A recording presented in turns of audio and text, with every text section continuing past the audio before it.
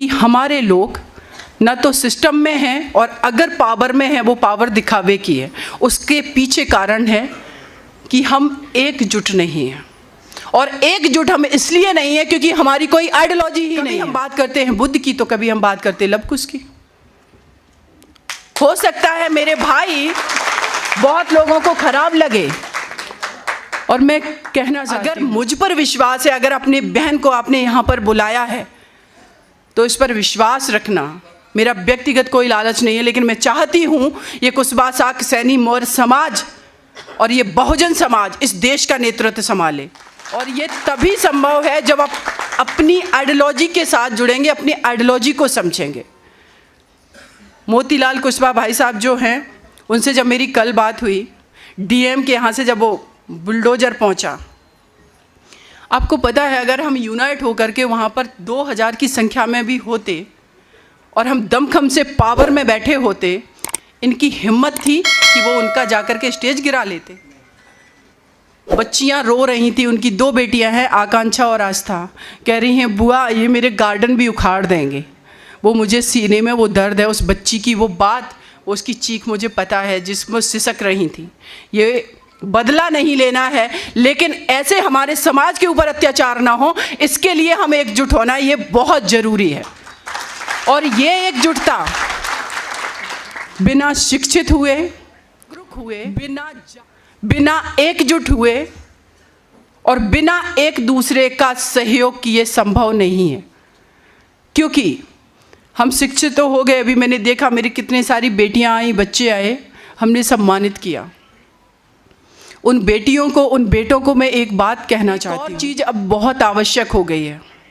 बाबा साहब ने कहा था शिक्षित बनो, साक्षर बनो। हम लोग शिक्षित हो गए, हम लोग साक्षर हो गए, लेकिन हमारे पास नौकरियां नहीं हैं। नौकरियां इसलिए नहीं हैं क्योंकि संसाधन सीमित हैं, उसी में नौकरियां देनी है, संख्या निरंतर बढ़ रही है। तो आपके पास ऑप्शन क्या है? आप जागरूक बनो। शिक्षित तो मैं भी थी और शिक्षित बहुत सारे इस देश में वकील भी हैं। मेरे एरिया में मेरे बाद बहुत सारी बेटियों ने भी LLB की है। लेकिन अगर मैं जागरूक नहीं होती, अगर मुझे एक्सपोजर नहीं मिलता, अगर मेरे पास जो 10th 12th ग्रेजुएशन या LLB का जो डिग्री थी, वो डिग्री मात्र से सीमा सुप्रीम कोर्ट में पहुंच करके निर्भया के अपराधियों को फांसी नहीं दिला पाई। वो फांसी इसलिए दिला पाई क्योंकि मैं समाज से लड़ी, मैं सिस्टम से लड़ी। जैसे कि मेरे सिविल जज भाई ने अभी बताया ना कि दीदी ने इतने लोगों को पीटा। मैं क्यों पीटूंगी भाई किसी को? आप समझिए इस बात को, मैं किसी को क्यों पीटूंगी? लेकिन जब मैं साइकिल से निकल रही और कोई लड़का अगर कमेंटबाजी कर रहा है तो उतर के एक थप्पड़ लगाया, उसको ये एहसास कराया कि ये बेटी पढ़ने जा रही है, ये गलत नहीं कर रही, ये गलत तुम कर रहे हो। और गलत करने वाला, एक चीज़ आप याद रखना, चाहे वो पुरुष समाज हो, चाहे वो मठाधीश समाज हो, चाहे सत्ता के किसी पद पर बैठा व्यक्ति हो, कोई भी व्यक्ति हो, उससे भिड़ जाना, ये क्रांति अपने अंदर पैदा करना, ये बहुत ज़रूरी है। और इस बेटी के अंदर वो क्रांति मेरे गांव में, अभी जैसे सिविल जज भाई ने कहा कि मैं डिब्बी से पढ़ता था, कैरोसिन से, मैंने भी कैरोसिन की डिब्बी से ही पढ़ाई की। लेकिन उस डिब्बी में, उस कैरोसिन की ज्योति में मैं ये जान रही थी, मैं समझ रही थी कि एक दिन इस देश की मैं सबसे बड़ी वकील बनूंगी। और मैं नहीं कहती कि मैं सबसे बड़ी वकील हूँ, लेकिन हाँ, मैंने वो ज़रूर कर दिखाया जो इस देश की किसी बेटी ने नहीं किया है, इस फील्ड में, वकालत के फील्ड में। और आगे जहाँ भी रहूँगी वो काम करूँगी। सामाजिक अगर क्रांति की बात करें, इस देश के अंदर जिस तरीके से जातियों में इस देश को बांट दिया गया, बहुजन आबादी को 6776 जातियाँ, 1989 से पहले इन जातियों में ना कोई विधायक बना था, ना कोई सांसद बना था। इसका श्रेय आप लोग किसको देना चाहेंगे? मैं किसी आज पॉलिटिकल व्यक्ति की बात नहीं कर रही हूँ, मैं एक सामाजिक मसीहा की बात कर रही हूँ। ये श्रेय जाता है मानवर साहब कांसी राम जी को, उनके आंदोलन को, उसके वजह से, क्योंकि उन्होंने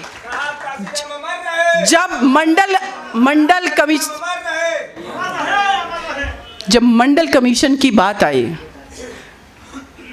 मंडल कमीशन, बीपी मंडल की हम भले ही बात कर लें, बीपी मंडल के जो उनके नाम से बना, बीपी सिंह की बात करें, उनका शासनकाल था, वो प्रधानमंत्री थे। अगर महानवर साहब जी ने वो आंदोलन नहीं किए होते, अगर बाबा साहब ने ओबीसी के लिए आर्टिकल 340 का प्रावधान संविधान में नहीं किया होता, आप ये 27% रिजर्वेशन ले नहीं पाते। वो रिजर्वेशन आपको बाबा साहब के वजह से मिला। वो रिजर्वेशन मानवर साहब के खून पसीने की कमाई से गलियों में घूम करके इस ओबीसी, एससी, एसटी, माइनॉरिटी पूरे समाज को एकजुट कर दिया उन्होंने, तब जाकर के आपके अधिकार की बात हुई।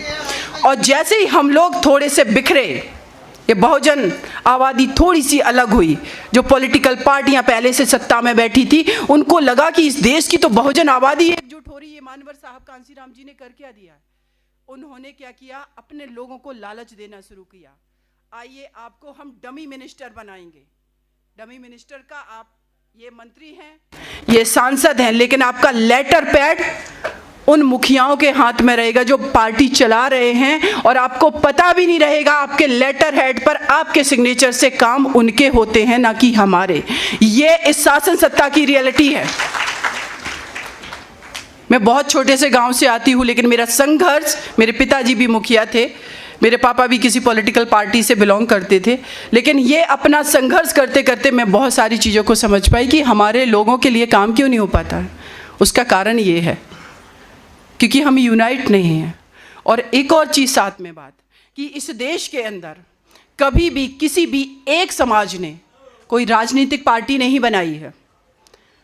आप सामाजिक रूप से एकत्रित होकर के सामाजिक संगठन चला सकते हैं, लेकिन अगर आपको राजनीतिक भागीदारी सुनिश्चित करनी है, अगर राजनीतिक भागीदारी चाहिए, आपको अपने समाज के साथ उस समाज को जोड़ना होगा जो समाज आपके साथ तन मन धन से जुड़ सकता है, जो आपकी आइडियोलॉजी के साथ जुड़ सकता है। और इसीलिए मानवर साहब कांसीराम जी ने जब ये बहुजन समाज पार्टी बनी, तो उसके साथ इस देश का माइनॉरिटी जुड़ा, उनके साथ इस देश का कुशवाहा, सैनी, ओबीसी की हजारों जातियां जुड़ गईं, और उन्होंने वो करके दिखा दिया। आप लोग कभी जाइए, हम बात करते हैं अपने आइकॉन की, महात्मा ज्योतिबा फुले जी की, माता सावित्रीबाई फुले जी की। पूरे भारत की मैं बात कर रही हूँ। अगर सबसे अच्छा स्टैचू कहीं बना है तो आप लोगों को देखना है ना, तो जितने मेरे भाई गए हैं लखनऊ में परिवर्तन चौक के पास, आप अंबेडकर पार्क में चले जाइए, बीचों बीच बहन सुश्री कुमारी मायावती जी ने किसकी मूर्ति बनवाई है? महात्मा ज्योतिबा फुले, सामाजिक क्रांति के दूत की। क्योंकि हमारे हिस्ट्री है, हमारा इतिहास है, हमारे आइकॉन है, लेकिन वो कौन लगा रहा है? जब हमारे आइडियोलॉजी का नेता सत्ता में बैठ रहा है। आप सोचिए, हम आज बात कर रहे हैं कि हमारे बच्चे पढ़ गए लेकिन नौकरियां नहीं हैं।